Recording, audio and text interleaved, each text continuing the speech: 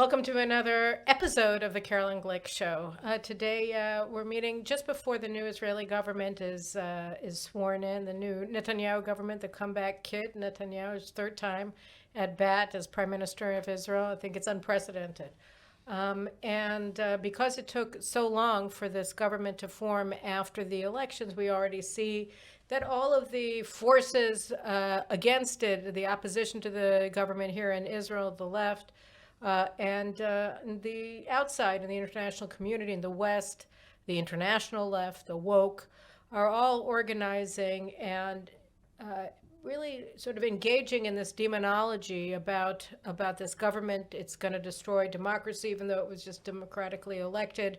Its plans are going to destroy the rights of LGBTQ people and Arabs and conservative and reform Jews, and really all hell has broken loose as a result of the terrible Israeli people who voted their conscience and are ushering in or welcoming into office finally a nationalist, Zionist, and religious government after we had a year and a half of life under a left-wing, post-nationalist, post-Zionist government that was dependent on the Muslim Brotherhood for its very existence. So we're getting these attacks both at home. They're trying to sort of cause a crisis inside of Israel, a social crisis inside of Israel, and abroad. And I've been wanting to have my conversation on this show for a very long time with my friend and teacher, really, Dr. Yoram Hazony, who is, I think, a world leader in sort of discussing what's happening to Western civilization, and Israel is very much part of the mix here in the war of ideas between nationalism and imperialism, between conservatism and liberalism or Marxism. And so, first of all, I want to welcome Yoram Hazony here to talk about his new book, Conservatism, A Rediscovery. I spent my high holidays with this book. It's an excellent book, and we'll talk about that today. So first of all, I just want to welcome you, Yoram, to the program. Carolyn, thanks for having me. It's really, really good to see you and a pleasure to be on your show. Thanks. All right. So I want to, before we go into Israel and the whole issue of conservatism versus liberalism, nationalism versus imperialism, which are sort of the two themes of this book and then your previous book on nationalism, I want to talk about this book itself on, again, Conservatism, A Rediscovery. It came out, like 6 months ago? A few months ago, yeah. Yeah, so it always takes me a little while to get to these things. It's not a great idea to get me a review copy. Just give me a book because I've got... but I'm glad I finally get you here. Anyway, you basically, if I wanted to summarize in a couple of sentences and then let you go on it, your book basically has two arguments, and then a sort of way forward. So the first argument, I'm just going to read from my notes, is that liberal empiricism, which is sort of the basis of liberal democracy, and correct me if I'm too wrong to manage to get through it, all right? If I flub it so much that it's incoherent. But basically that liberal empiricism is the basis of liberal democratic theory, and that it doesn't provide a stable basis for a society. And as a result of the failure of liberal empiricism to provide a stable basis for a society, it's now almost necessarily being subsumed into Marxist authoritarianism, or what we refer to today as woke. And so your book is an argument about why, first of all, explaining why this is so, and also then going forward saying that the only real way to save the West is by replacing liberal democracy with conservative democracy, right? And that the empirical basis of conservative political theory are much richer and describe much better the lives of men and women in the world. And as a result, it's much more applicable to our societies as we are facing this kind of Marxist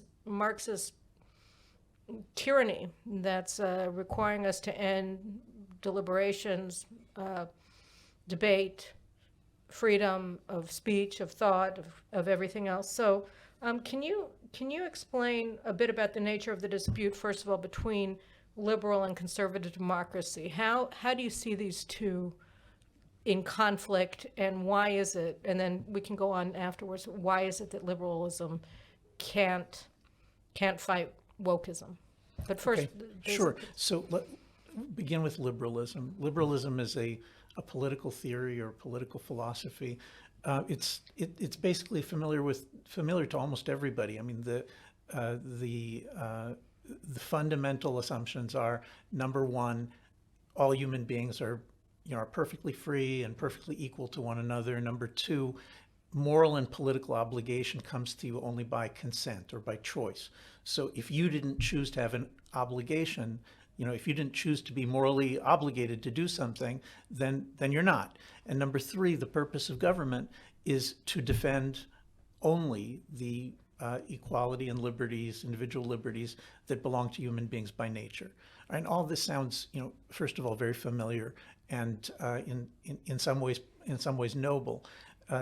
There's various problems with it, beginning with the fact that it's questionable whether any of these assumptions are true. Like, is it actually true that human beings are by nature free and equal? So we can talk about that. But the main issue that we have with liberalism is that we've tried it since the Second World War. After World War II, both in America and across Europe and basically throughout the democratic world, both what we call, the left, the Democratic Party, and what we call the right, the Republican Party, let's say in America, all of these parties have been based on one version of or another of this same liberal idea. So there's libertarianism and there's classical liberalism and there's progressive liberalism. It's all basically the same idea. And these things are different from conservatism. A conservative may value things like individual liberty, but conservatives begin their political thought from a completely different place. Conservatives say, look, there exists a certain nation that I belong to, or a certain religious tradition that I've inherited. And my question is, what do I need to do in order to conserve, in order to strengthen, restore, make better the nation, the religion, the family that I've inherited? Okay, and as soon as you start asking questions like that, then you have to add things that liberalism just, So it starts with an identity. It starts with a very particular identity. Political thought and political organizations start with something. They start with an identity. Yeah, and as you said before, conservatives think that this is realistic, meaning that when you look at these liberal assertions, you have no obligations unless you choose them. This doesn't seem to accurately reflect real human life. It's like it's some theory that somebody came up with, but it doesn't reflect our actual lives. If you're married to your husband and you say, well, look, I didn't choose to take upon myself an obligation, to be faithful to him, then what can you say about that? You can say, well, you did choose. You chose when you got married. And you'll say, okay, but that was years ago. Now I choose not to. And so if I choose, then I have no obligation. So you're saying that the choice has to be made continuously, and the minute that you opt out, then everything that you said previously doesn't actually apply any longer. Yeah, I think that's one way of looking at it. I would say that being faithful to your husband is not something you have a choice about. I mean, if you want to be morally right, if you want to be doing the right thing, then marriage it's a traditional relationship. It exists independently of us. We inherit it. We don't decide what marriage is. It's something that we've gotten from the past. And when you get something from the past, then saying, okay, I'm going to be married, that brings with it obligations that you don't choose. Let's take a different example. Your country is attacked. God forbid, there's a war. Do you have a choice? Is it your choice whether you're morally obligated to help your fellow citizens by fighting? I don't think there is such a choice. I think that you're called upon and you have to do it. So the the question of where does moral obligation come from? Where do the things that I have to do, where does that come from? Liberals say it comes from the fact that you chose. Conservatives say, what are you talking about? There's an already existing society. You could decide to leave it, but if you go to a different society, then you'll have obligations there too. Right. There is no place where a human individual can land in a society and he or she will then have no obligations and will get to choose what the obligations are. So that's and why do you think that this happened? I mean, I know why you think that because I read your book, but I mean, explain for a second why this is, because this is new, right? I mean that's one of the things that's interesting is that this whole idea that we choose everything, that everything is based on the consent of an individual for anything that he does, for anything that he participates in, that there's nothing that's obligatory basically about society. That's new. I mean, there's always been the consent of the government, of the governed, right? I mean, always. I mean, since the Declaration of Independence and to a degree also since the Ten Commandments. I mean, Yep. you know, that you've consented to take on these obligations of citizenship or of being the chosen people or whatever it is. You take on these obligations at some earlier time, but then you're part of it and you have to go on. But why is it that the concept of everything is about choosing today whether to act in a certain way? This is something that, like you said, is really from post World War II. What changed? That's a great question. I'm not sure I fully know the answer, but it's pretty clear after the two world wars, there's this wave of there's both a liberal version and a Marxist version, but basically both liberals and Marxists, by the time you get after the two world wars and the Holocaust, there's this tidal wave of saying, look, we just need to reconstruct society so that nothing like this happens again. And part of that is understandable. I mean, you know, I'm very sympathetic to, you know, American soldiers who 500,000 Americans died in World War II, and they came home and they said, look, we need to end the persecution of blacks in the American South. We have to find a way to end it. So some of this, you know, just makes sense. We fought against racism. We don't want to be racists now in our country. The problem is that the solution that they came up with, this Enlightenment liberal solution, the solution was let's assert and make it that everybody's equal. And then they start making lists. They say, okay, so let's begin with blacks are going to be equal to whites. And, you know, okay, look, that doesn't, you know, that makes sense. But then they go on from there and they say, so now women are going to be equal to men, and Christians are going to be equal to Jews, and Jews are going to be equal to atheists. And then they go from there to, well, you can't discriminate on the basis of age. You can't discriminate on the basis of ability in a lot of cases. You can't discriminate on the basis of sexual preference or sexual orientation. And it just keeps going. It turns out that this claim that every human being is equal to every other human being, that there is no definition of it, understanding of it, that everybody can agree on. And so with every passing decade, there's additional things that are heaped onto, well, you can't discriminate on this basis and you can't discriminate on that basis. And every time that you add a right like that, what you do is you throw out the established traditions of what came before. You know, in the United States, what came before is that America is basically a Christian country, and Christian or biblical values are the things that give you the norms on which society functions. And America also has traditions of being generous to non-Christians, which, you know, has been good for the Jews and so on. But the shift after World War II goes from America is a Christian nation, which the Supreme Court in the United States had recognized over and over again.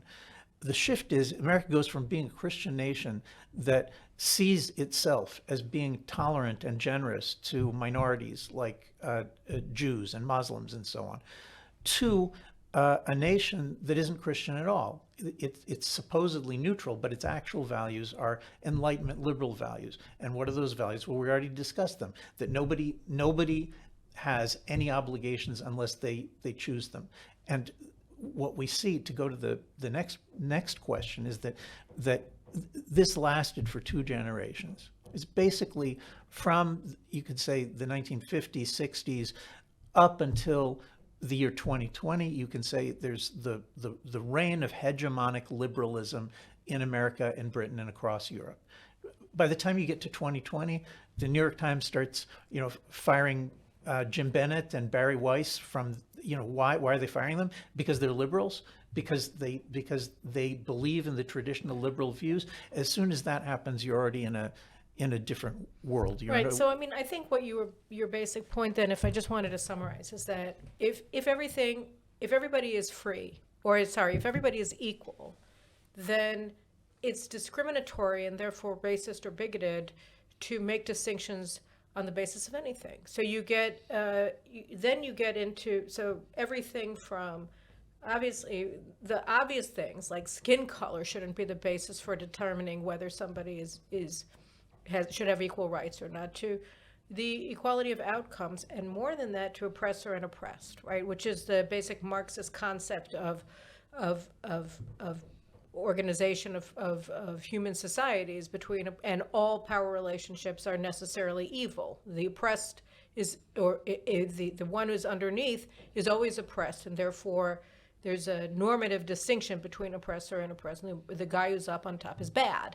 And so that means that you have to overturn that. You get to decide whoever you is. They get to decide. They get to decide who the oppressed are, and then they become the oppressor. So that's the Marxist model, and it's authoritarian and anti-freedom. But so you're saying essentially that the liberal concept of equality ends up with this sort of reductio ad absurdum, where it's not equality anymore at all. It becomes institutionalized racism, classism, whatever you want to call it, but it's done by whoever claims the mantle of the oppressed. Right. The Enlightenment liberals, going all the way back to,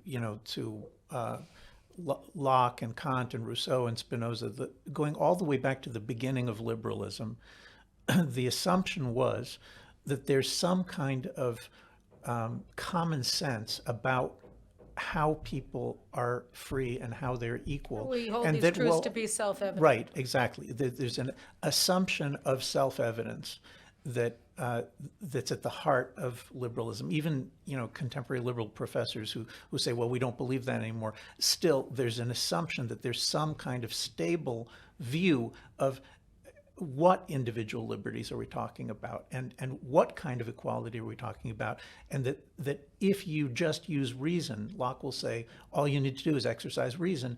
If human beings exercise reason, we'll all come roughly more or less to the same conclusions. And what it turns out is that assumption is completely false. That when you say we're all going to be free and equal, then some people will say, okay, we'll be free and equal the old way, the way that John Locke meant it hundreds of years ago. But many other people, very smart people in the universities, the professors will say, well, what are you talking about? The equality that liberals created in the 1960s, what are you talking about? Homosexual relations weren't even legal in most places in the 1960s. That's obviously unfair. And as you say, from a Marxist perspective, anytime that there's any kind of a norm that one group is advocating and promulgating throughout society, a norm like marriages between one man and one woman. So the Marxists will always come back and say, well, why do you restrict liberty and rights and equality to that? And so no matter what it was that liberals thought would be the stopping point, the Marxists keep coming. Every 10 years, the Marxist academics come up with a new view of who else is oppressed, who else has been left out, what else needs to be changed, how do we need to add additional rights in order to make things just. And it's very important to understand that there is no logical stopping point.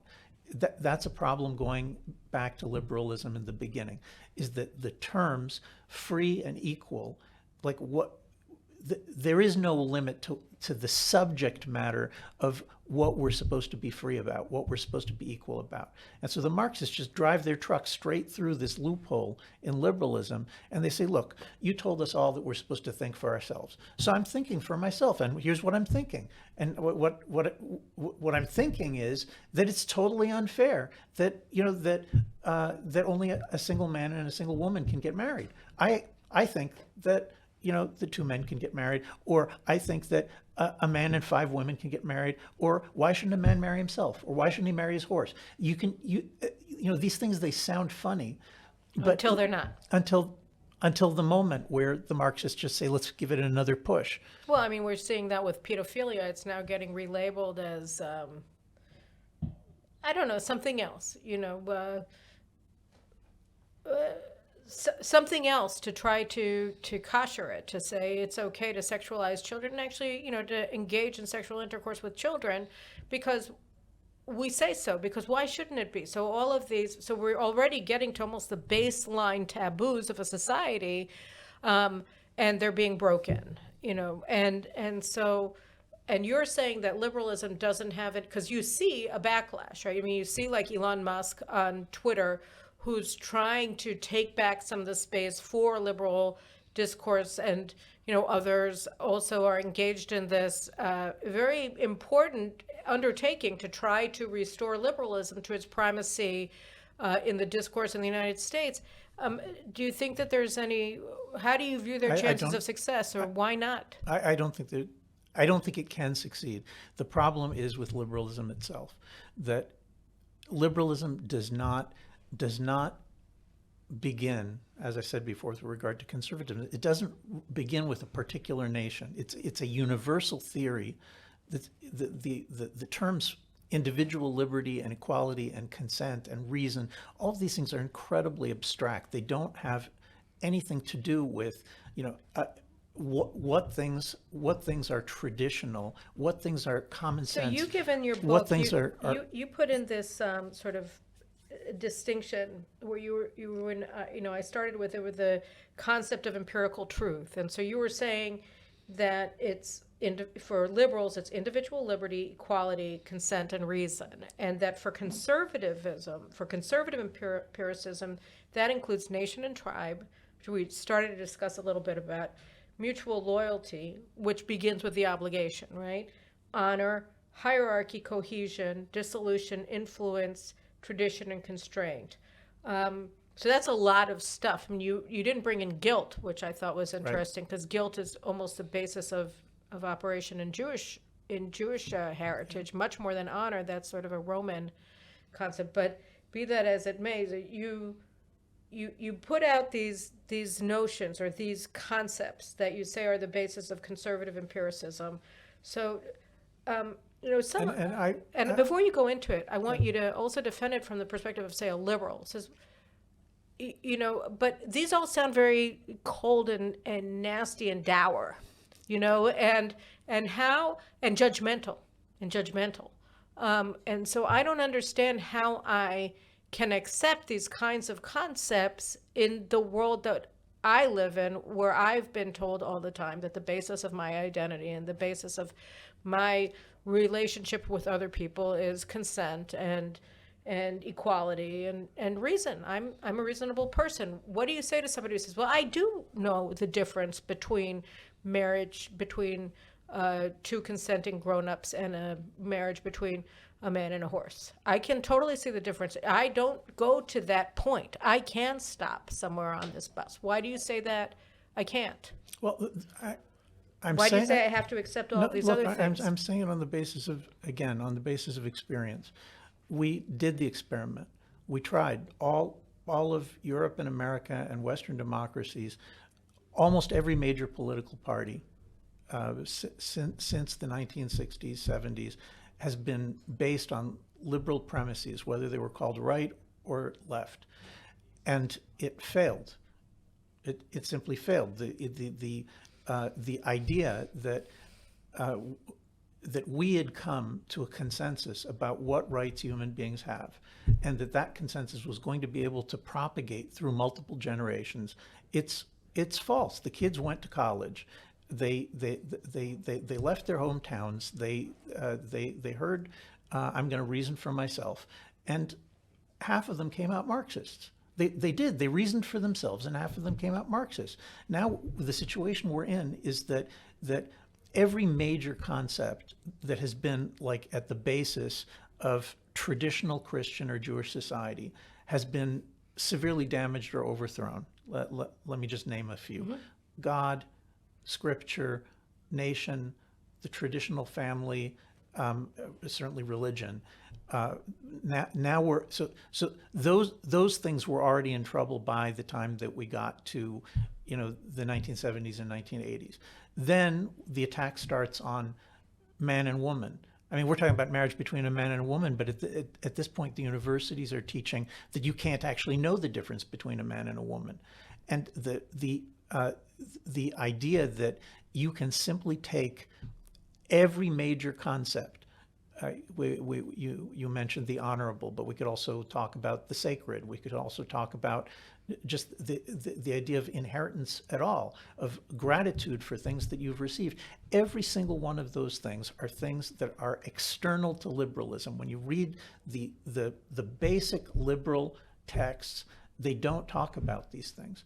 And so what I'm saying is we have a freight train headed straight for us. We're standing on the tracks. Since 1920, you can already see that every major liberal institution that whether it's Princeton University or Kodak or RCA Records or whatever institutions there were that were important in liberal society, the Democratic Party was in the United States this last year was working on trying to get rid of the words mother and father from all official proceedings in the Congress. I mean, there isn't any... They actually did. I think that the Republicans are like one of the suggestions is they that want to return they have it. to return. But look, the Republicans, most of the Republicans are also liberals, and they're fighting this rear guard battle. Like, let's try to roll back, 2 years. Let's try to roll back 5 years. There were 36 senators who voted against codification of gay marriage into federal law, which means that a third of the Senate wants to fight for rolling back to 2015. Okay, but this is basically hopeless. The idea that the overwhelming power of woke neo-Marxism, which is what liberalism has collapsed into, that you're just going to be able to say, okay, let's roll it back 2 years, let's roll it back 5 years. That's absurd. If it were possible for liberalism to resist woke neo-Marxism, it would have done it already. This wouldn't have happened. What we're watching is something that, it turns out, liberalism, because it has no tradition, it has no common sense, because it has no ideas of how traditions are transmitted, it doesn't give you the opportunity to say, okay, here's where we stop. Liberalism doesn't stop. It doesn't have the tools for stopping. And that's the reason you want to read a book about conservatism, because conservatism is traditionalism. It's what you need if you want things to be able to propagate over generations. But okay, so that's fine. So I'm just, when you were talking, I was reminded of what Peter Thiel wrote in his blurb on your book. He was talking about, he said, he describes himself as a libertarian, and he said, we're used to arguing against those who praise government in the name of progress and for the sake of their own power. But a more intellectually forceful challenge to libertarianism comes not from progressives, but from conservatives.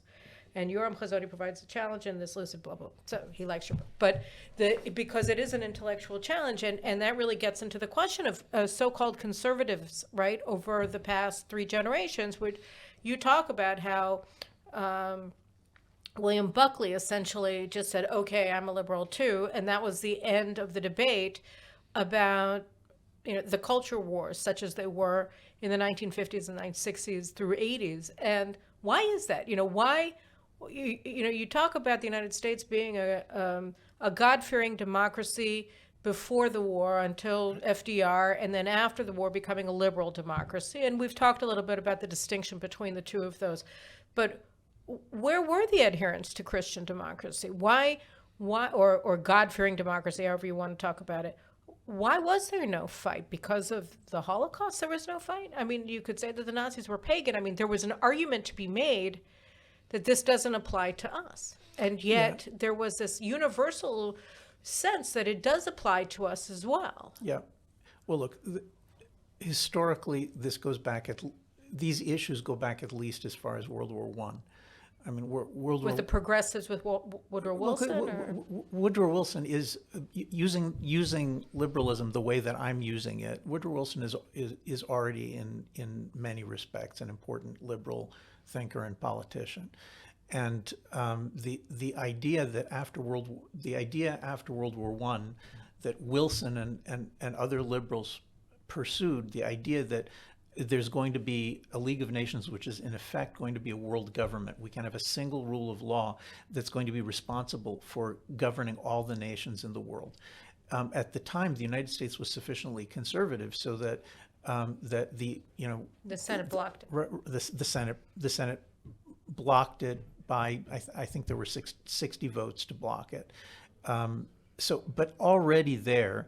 Henry Cabot Lodge gave that brilliant speech, right. American I Was Born. Right. So already there in the struggle between Woodrow Wilson and Henry Cabot Lodge, I think you already see a clear case of liberal internationalism versus conservative nationalism.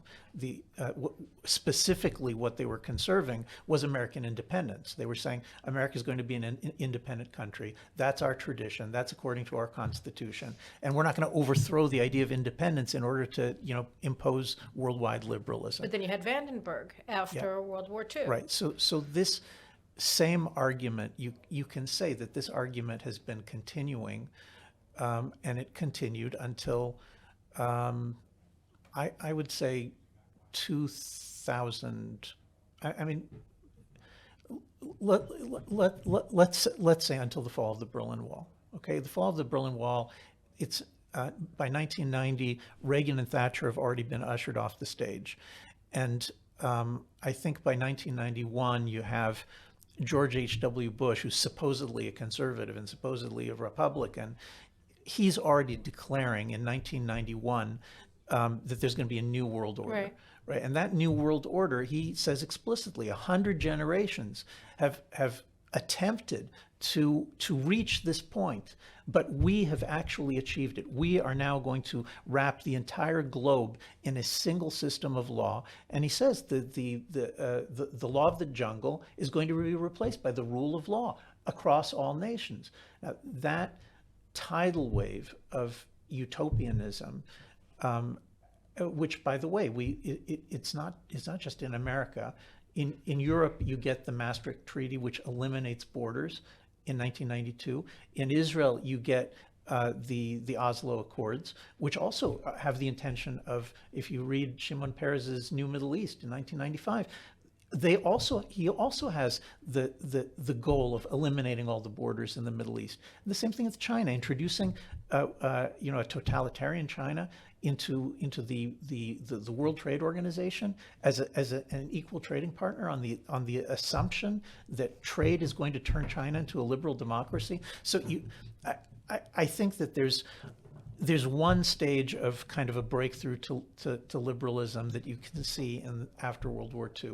But the big, the collapse of any kind of conservative resistance, the collapse takes place after 1989. The Berlin Wall falls, and all these people who were with Reagan, Thatcher, Pope John Paul II, fighting the Soviet Union, instead of saying, okay, we won, let's now conserve what we were fighting for, which is a world of independent nations. Instead of that, they just go forward and say, look, no more world of independent nations. Now we're going to have a utopian. Why? I mean, it's a very strange thing, right? I've written about it also. Like, why was there no consideration, for instance, of ending NATO after after the Cold War. I mean, you had this construct that was built to fight a war that ended. You won. So why are you maintaining these alliances? What purpose are they serving? And like you're saying, they ended up being remade to serve this other concept, which wasn't anti-communist. It turns out that, I mean, look, it's easier to say with hindsight. It turns out that, look, what was called conservatism in those years in America and Britain, it was an alliance between liberals and conservatives. And you can trace that alliance, I do in the book, you can trace that alliance all the way back to what's called conservative fusionism. That's the jargon term for Buckley and his group in the 1960s. And it begins as an alliance between liberals and conservatives. They're, just like today. And it kind of made sense, right? I mean, it worked, right? It worked for 2 generations, sort of, and then it just stopped working. Yeah, look, it definitely made sense because the bringing together anti-Marxist libertarians, like anti-Marxist liberals who are the kind of liberal that's willing to fight against Marxism, together with Christian conservatives, Jewish conservatives, people who are real traditionalists, who actually believe in traditions, bringing them together to fight against worldwide communism or the spread of socialism or even communism internally within the United States and other democratic countries, that made sense as an alliance. The problem is that that by creating a single identity in which conservatives and liberals and anti-Marxist liberals together, they become one, and they say, okay, we're all conservatives. They take the name conservative. That seems to have been a catastrophic mistake, because in the Reagan years, you could still easily see that that some of Reagan's supporters were libertarians. They were basically all about freedom. Some of Reagan's supporters, Jerry Falwell, the moral majority, Reagan would never have been elected if it weren't for the Christian conservatives, if it weren't for the religious traditionalists who gave him the majority. But by the time that you get to the fall of the Berlin Wall, what's been happening is that for 2 generations, behind the scenes, within that coalition, liberalism has been making conservatism illegitimate. The first move was to say, okay, we'll be publicly liberal and we'll be privately legitimate. You can find that, for example, in Frank Meyer. He's like, this Jew who converted to Catholicism was one of Buckley's main thinkers. So Frank, you write about right? So Frank Meyer is talking about liberalism is important. You have to be a conservative at home. Hayek also is, there are conservative elements in Hayek, but the government, the public sphere is supposed to be liberal, not conservative. And by the way, the same is true for Leo Strauss. And so you have all of these thinkers who they have conservative elements they want to preserve mostly in the private sphere, but the public sphere is liberal. They just give in on that. And it goes 2 generations. And by the time you go 2 generations, the public sphere liberalism has destroyed the conservatism in the home. Most people are raising their kids as liberals by the time you get to when I was growing up. So let's actually pivot for a second to the Jewish state. And I think, what's interesting is that you don't talk about it at all here. You talked about it a lot in your previous book on nationalism, because the Jews are it's not the right word, but I mean, we're the apotheosis of a nation state, Yep. And I was going to say another word, but then I thought of the right word. But we are the apotheosis of a nation state. And so it makes sense. And like you said in that book you talked about was that, we're anti-imperialist, and that the Torah tells us, these are the borders of your land, and you may not touch the land of the Moabites, and you may not touch the land. So it goes through and makes very explicit that the Jewish state is not an empire, and it can't be an empire. And, we have the concept of everybody under his own vine and fig tree, right? That everybody does their own thing. We have our thing. This is our thing. And you go do your thing, but leave us to do our thing. That's the quintessential nationalist concept. And then so you talk about that there. But Israel itself is very much, Israeli society as lived by Israelis, as we like to say. What's your experience, right? How do you live it? But so, I mean, we've had this dispute really between the elites and between the general public, going back to the dawn of modern Zionism. And, it's played out in a million different ways. But I just wanted to take one quote. Actually, I heard it on TV yesterday. It reminded me is that the big Israeli novelist Amos Oz, who passed away a couple of years ago, he gave this speech in 1981 when there was this huge fight between the labor Zionists under Shimon Peres at the time and Begin and Likud and his coalition with the religious parties. And so and there was a big demonstration and of the left in Tel Aviv, and they were calling the Begin and his supporters essentially the great unwashed. And so Amos Oz said there, I like the Eastern elements of our society. I like the herbs, the tastes, but I'd like an Israel that was a little bit less Jewish, right? And the idea, it was very clear. The whole Jewy thing of Israel being a Jewish state, not so great. I don't mind having, food, Sephardic food is better than Ashkenazic food, whatever. But I don't want too much Jewy. That's too Jewy for me. I want to be a European. My aspiration is it's almost a proto-globalist, right? Because it's 1981. But there's this concept of the Israeli left that they are anti-Jewish nationalism. They're anti-Zionist in the sense that they don't want to be limited by this particularistic identity of the Jewish state. They want to be part of the community of nations, which is why they all love international law, even though it's used as a cudgel to deny the legitimacy of the very existence of Israel. So now we're in this weird thing. I started my remarks today by talking about how the new Netanyahu government, that by the time this appears, we're taping the day before it's sworn in, but you'll be watching us, a couple days afterwards. So you have these gatherings of American progressive Jewish organizations that, together with the opposition here, have really been demonizing this government and saying the sky has fallen, that the public's will is a fascist will, Jewish supremacist will. It's all wrong. We can't have this. No. There's democracy, which is popular, which is bad, but then there's substantive democracy, which is I don't know, this is the Athenian democracy of the guardians of Plato, and we get to decide what's right and what's just, and you're taking away our right to do that, and therefore you're destroying democracy. We're democracy. Our aristocracy is real democracy, and your plebeian votes, that's fascism. So we have already this fight from the outset. And in Israel, and also in the United States, you said only a third of the senators wanted to go back to a traditional definition of marriage, or the traditional definition of marriage, and did not want to codify the Supreme Court ruling on gay marriage. But in Israel as well, there's the Tikva Center tries to bring in this idea of conservatism in Israel, but I always thought that was artificial for Israel. We're not conservatives, we're Jews. And then the question is, what is the role of Judaism as lived and experienced by Jews for millennia in this country when our elites oppose it, like Amos Oz wants a little bit less Judaism here.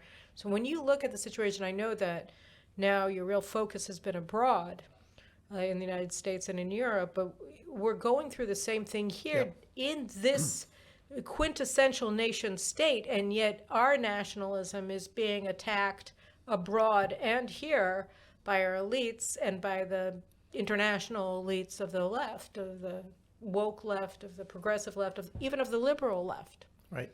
So let me begin with a different book that I wrote. In the year 2000, I wrote a book called The Jewish State, The Struggle for Israel's Soul. About the universities. Is that the one? The universities play an important role, Right. but it's really about the idea of a Jewish state. Right. Because the idea of restoring a Jewish state to Eretz Israel, to the land of Israel, is an astonishingly conservative idea. It's not the kind of thing that if you're a real liberal, if you're Enlightenment liberal, and what you believe in is the axioms of Enlightenment liberalism that we've talked about, then you don't have any interest in gathering together the exiles the Jewish exiles from around the world, as it says in Dvarim and in Deuteronomy in the Bible, and then restoring the ancient Jewish Commonwealth. The issue of are we going to accept Zionism is what I showed in that book is that from Herzl's day, liberals rejected Zionism. I mean, people think about the Satmar and the Eda Haredit as the opposition to Zionism. That there is that, but the principal effective opposition to Zionism came from the Jewish left. Well, I mean, Herzl went to the Ottoman Sultan and to the German Kaiser to try to get traction with the Jews of Germany who hated him, right? I mean, yes. So, Herzl's an interesting story because he's conservative in all sorts of ways that are not usually discussed, and I write about it in my book. But let's go to the founding of the state. The idea that the labor Zionism under Ben Gurion and Katznelson and Tabenkin and so on, that they are only a leftist revolutionary movement. Is a lie. Right. There is no way to make sense of it. There is on the far left an internationalist, like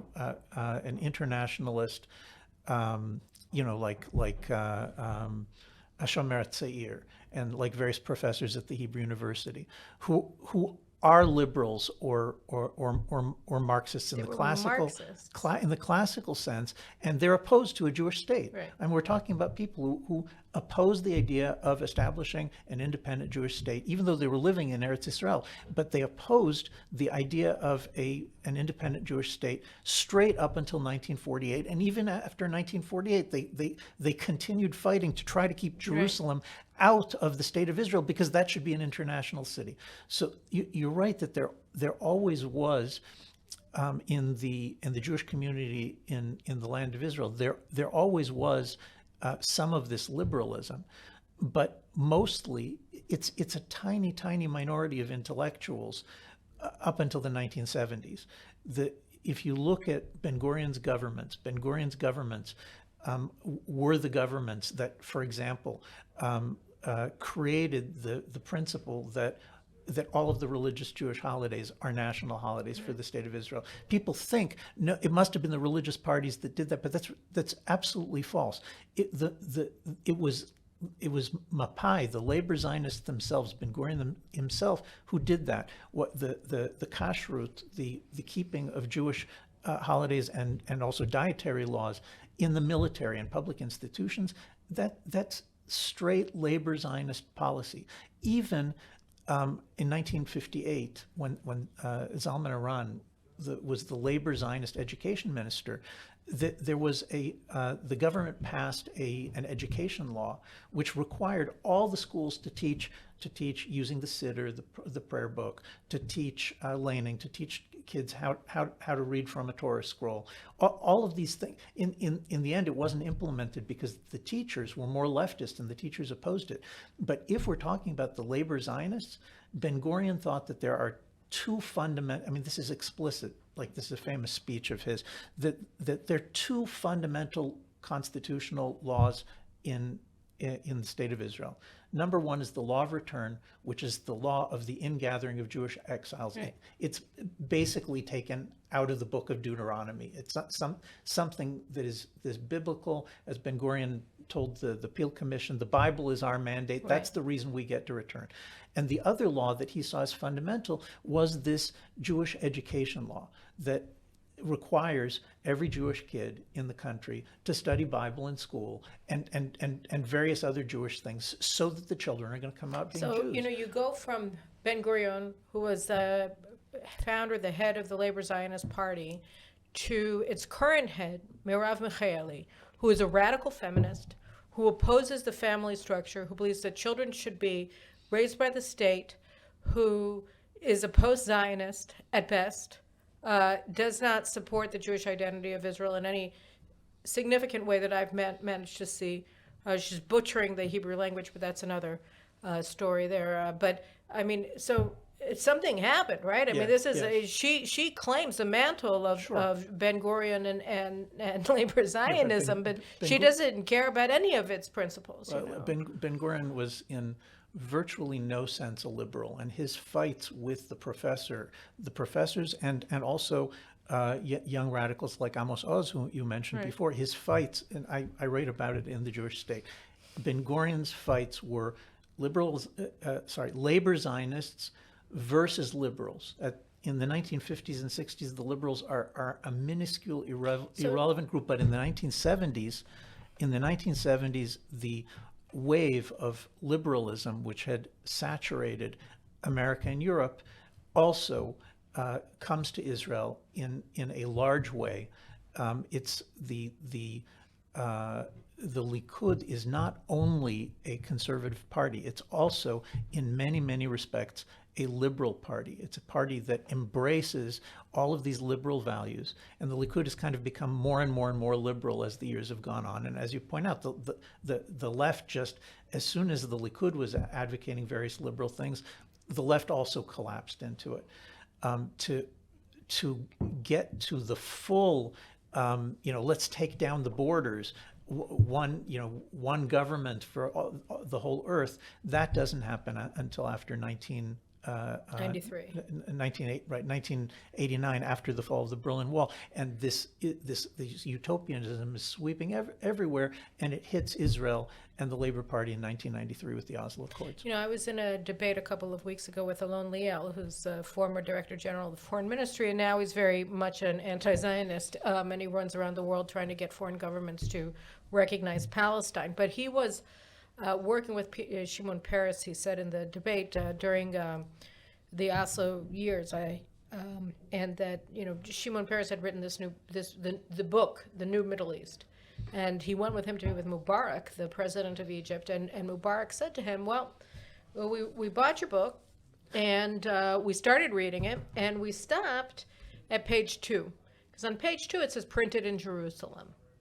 And what Mubarak was saying was, we don't accept your right to a nation state. We don't recognize Israel. True, we signed a peace treaty with you, but the peace treaty was instrumental. It was not fundamental, and we don't actually accept your right to exist, and therefore we don't care about your new Middle East because we don't like you and we don't accept who you are. So the left actually took this, and Liel was describing it.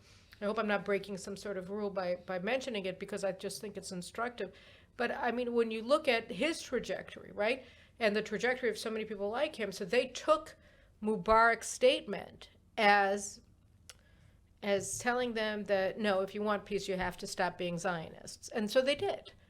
And so they decided that it was more important to them to be part of this international order, this new world order, that Bush described, and that we're seeing through the wokeism, which is just a form of anti-Semitic authoritarianism. And here we are, we have this new government.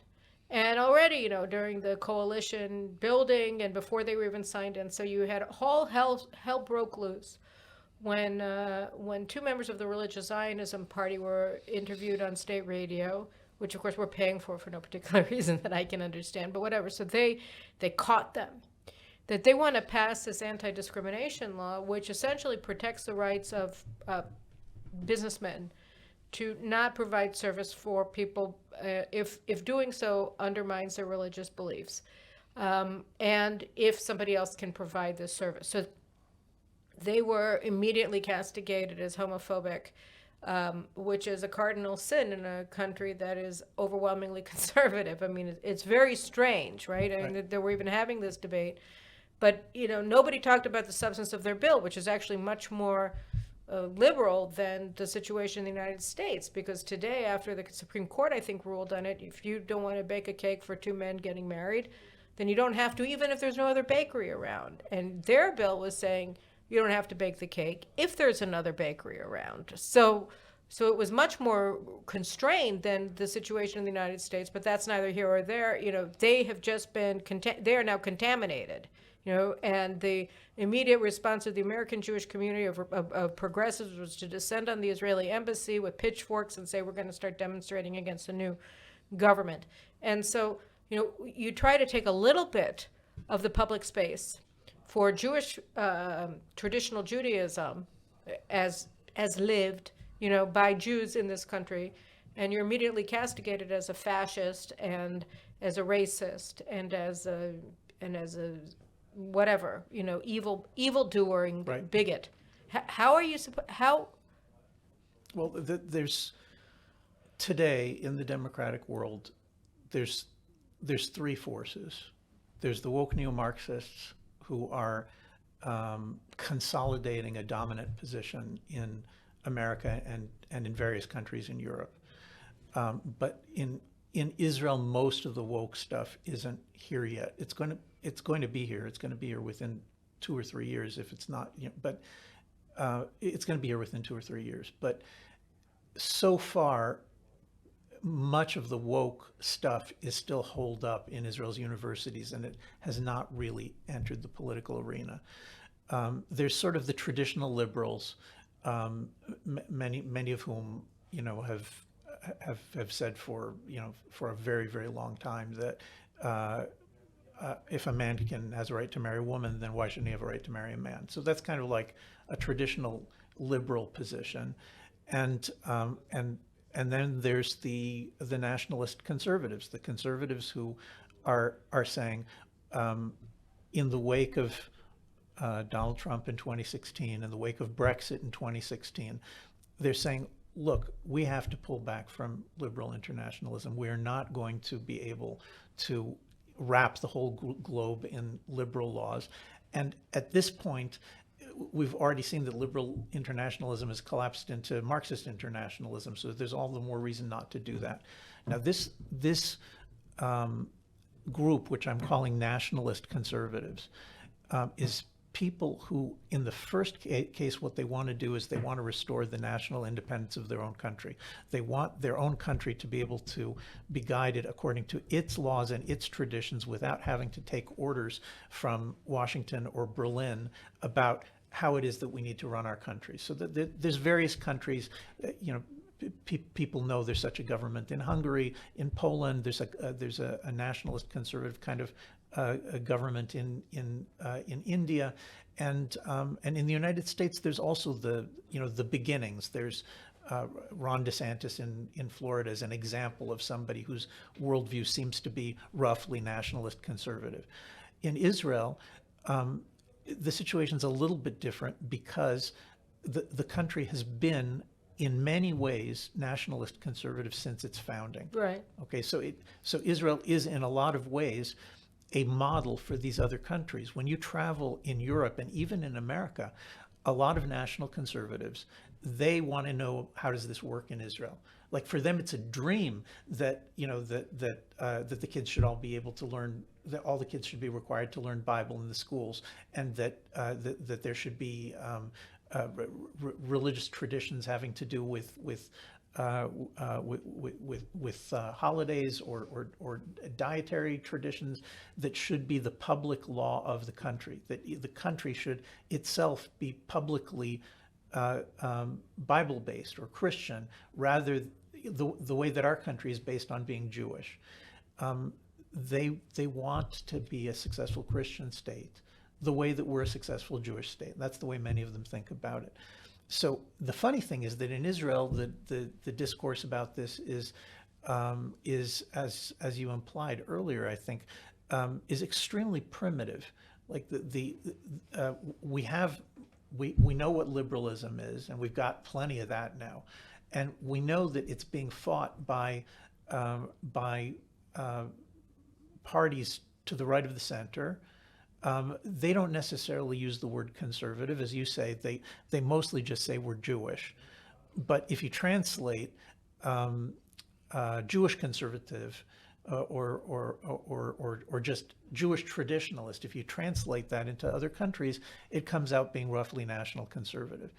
And we still have to get to the point where But you said that it's going to be here in 2 years. I mean, we already see that it is. I mean, you were talking about, struggle that a family that you know is Yes. having. And I know I've heard of other families that are struggling with issues of transgenderism that's being indoctrinated, that children are already becoming indoctrinated in the schools. The outgoing education minister, now thankfully, by the time you guys watch it, be the former education minister, but Shasha Biton, she was pushing transgender materials into nursery schools last Yes. year. Yeah. So, I mean, we were already getting it here.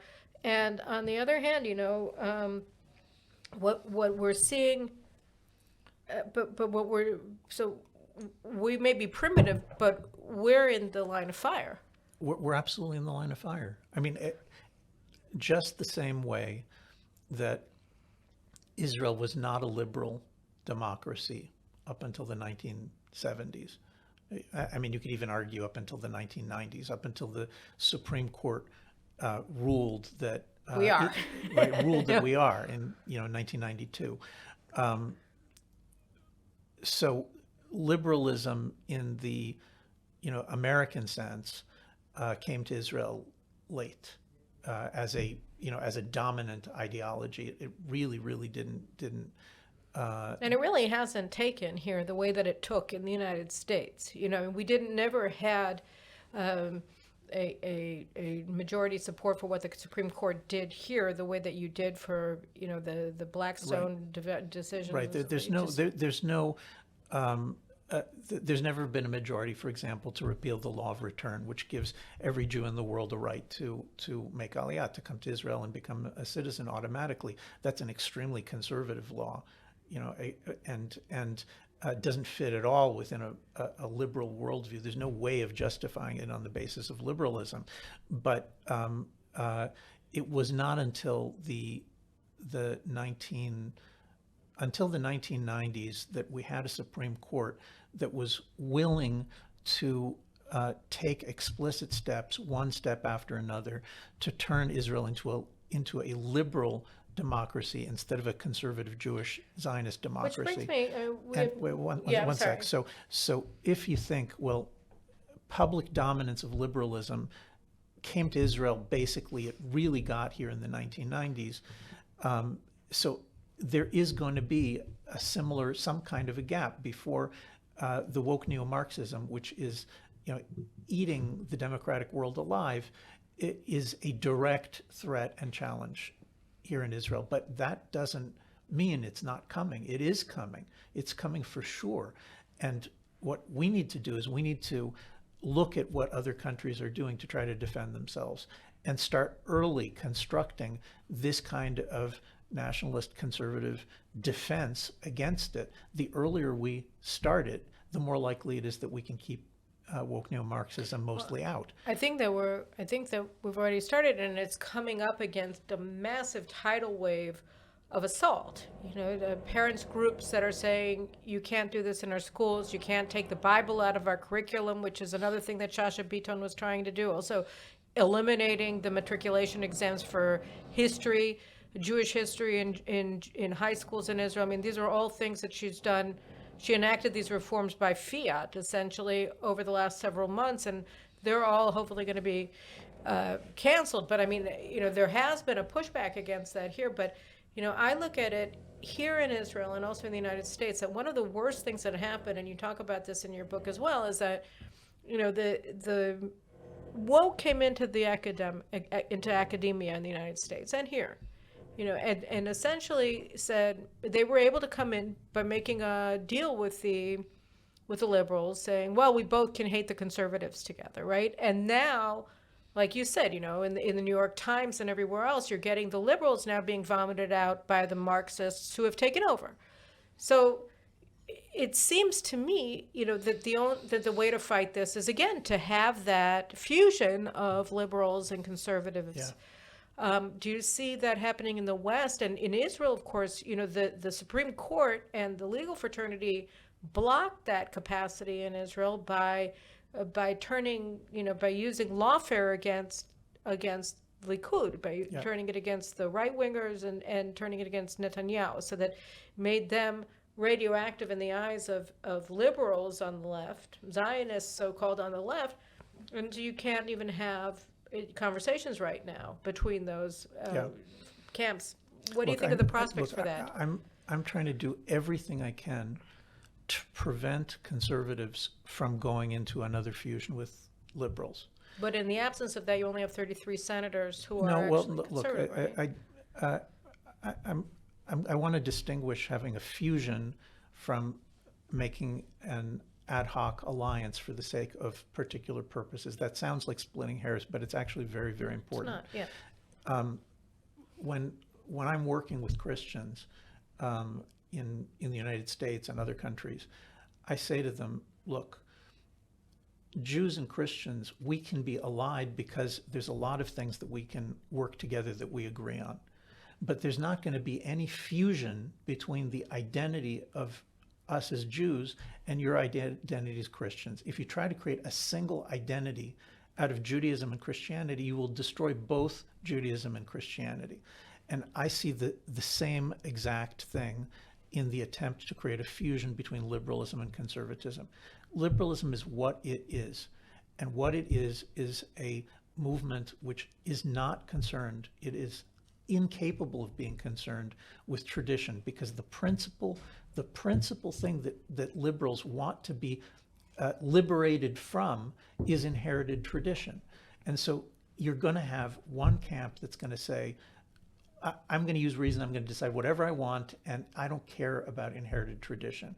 And that camp is going to do things like saying, you know, a man and a woman should not be the only way to get married. We should have gay marriage. We should have all sorts of other things. But you can be a conservative and still say, look, I'm not going to fight over yeah, but marriage. But to and be, you're saying you have to? No, I'm saying that to be a conservative, you have to say that society needs to have inherited norms.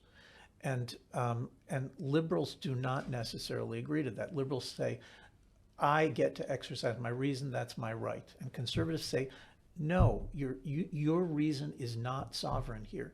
There's an inherited society, an inherited nation, an inherited religion. We can try to repair things within that framework. We can try to restore things within that framework. But we begin with our nation and our traditions, our religion and the way we've done things for hundreds or thousands of years. That's the starting point. And if we can't get a consensus for making a big change, like changing the definition of marriage, okay, so you know maybe we'll find workarounds. It doesn't mean we have to persecute gays, but the public culture in a Christian country or a Jewish country is going to be based on the idea that marriage is between a man and a woman. And conservatives and liberals will not necessarily agree on this. That doesn't mean that we can't create an anti-Marxist alliance. I'm willing to work with liberals. I have lots of liberal friends. I respect them, but I don't agree with them. And what I want is for them to respect me back and say, I understand. A conservative is a traditionalist, is somebody who upholds gratitude for our inheritance. Being a liberal is something else. Those two things cannot be fused.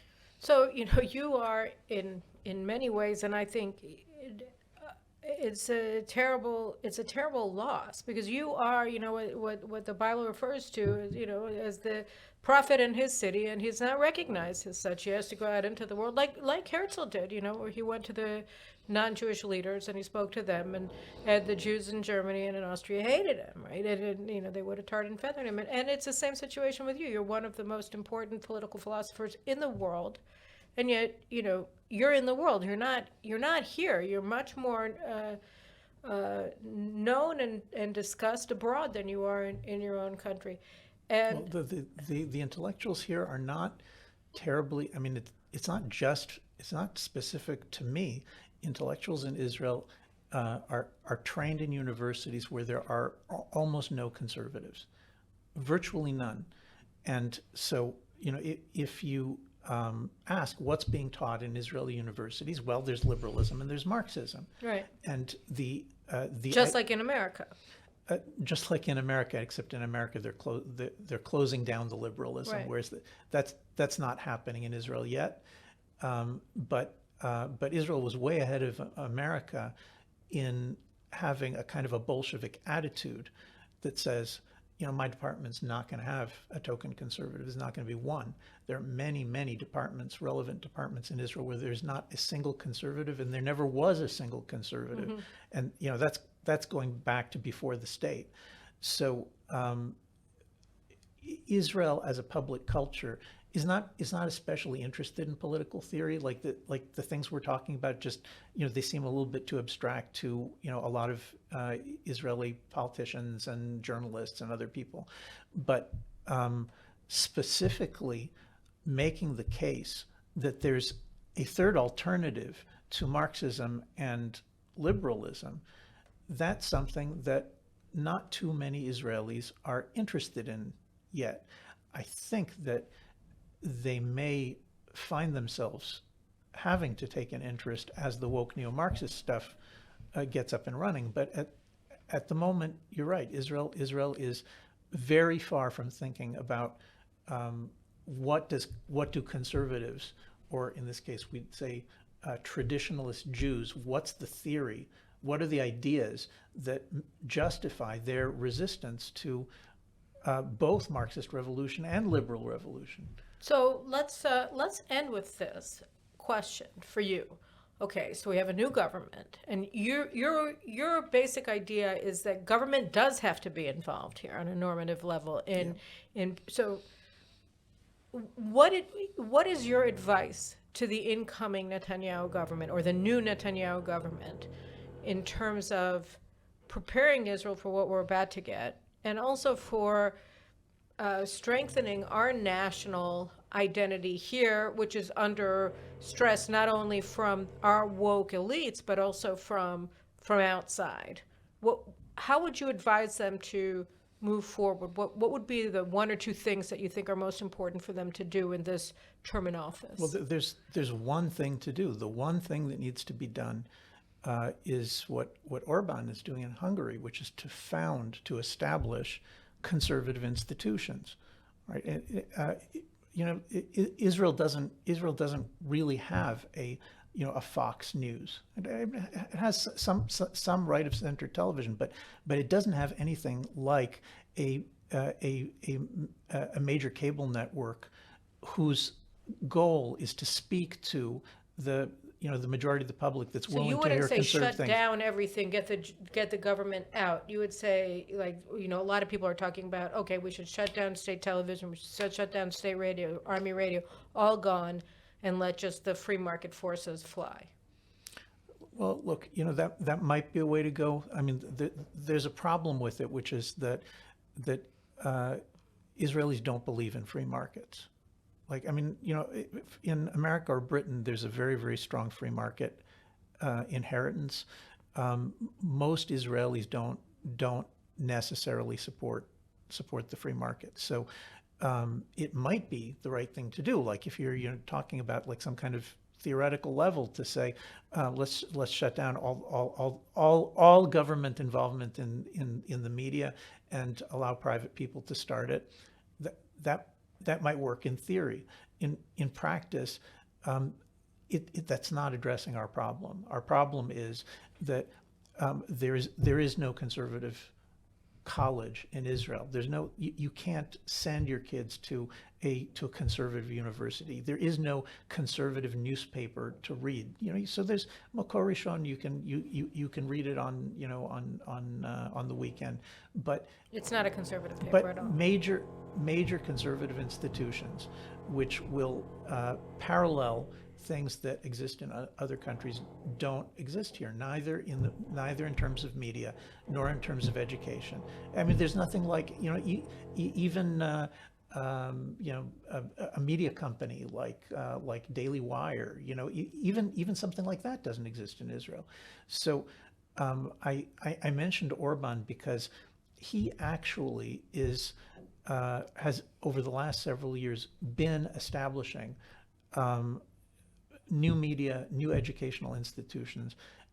They're pouring billions of dollars into trying to create conservative institutions to allow the effective education of conservatives, of people who intuitively are conservative.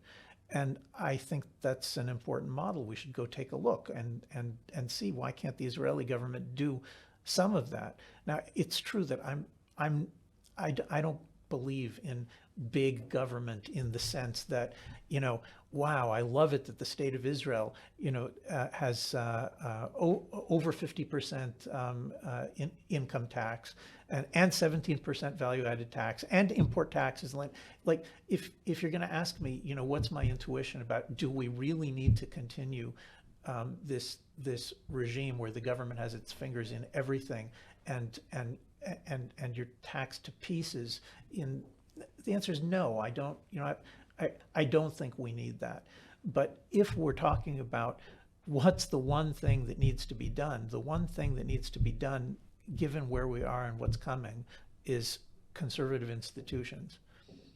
And the only body that can actually fund them is the government. Well, it would be great if private philanthropists would step forward and do it, but They don't. But they don't. They don't. They have all sorts of reasons, and they don't. All right. Well, I think we'll end it with that. I appreciate it. I think that actually the debate is actually much more advanced than you should think, and I think you should be taking more of a role in it. But I understand that you have your duties to humanity, and that's great. Everybody, Israeli, American, whatever, you should all read this book. Like I said, I spent the whole period of the High Holy Days essentially reading Yoram Hazony, and my husband was feeling neglected, but it's okay. He also read it vicariously because I kept yelling at the book to him. But because he neglected you back. Right. No, he heard me and said, okay. But it's a very important book. This is a very important discussion.